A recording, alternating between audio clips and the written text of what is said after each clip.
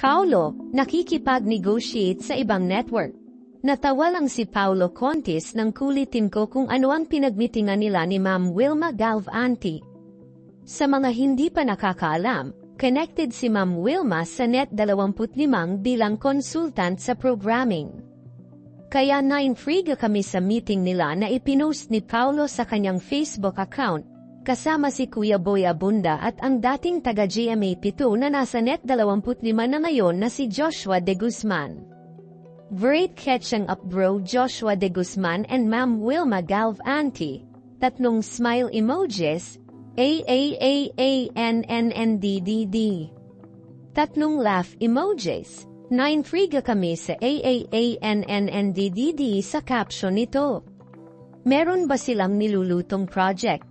Para sa Net25 kaya ito? Wala naman daw ganun sabi sa amin ni Paulo.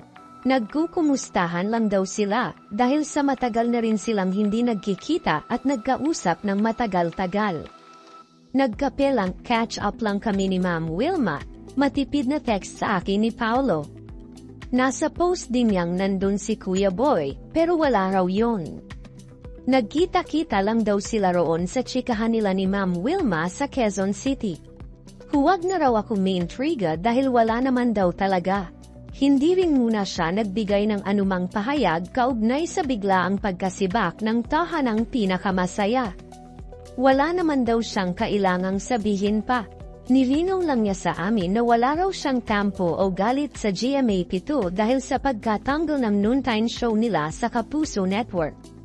May mga nagbabalita kasing galit daw siya sa GMA dahil sa nangyari sa tahanang pinakamasaya.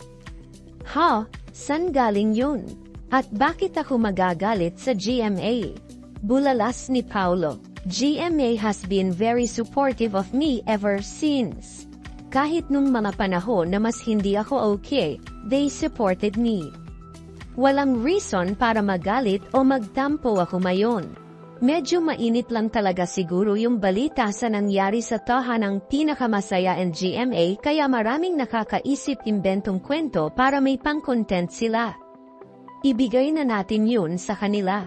Hanap buhay nila yun dagdag na text sa akin ni Paulo.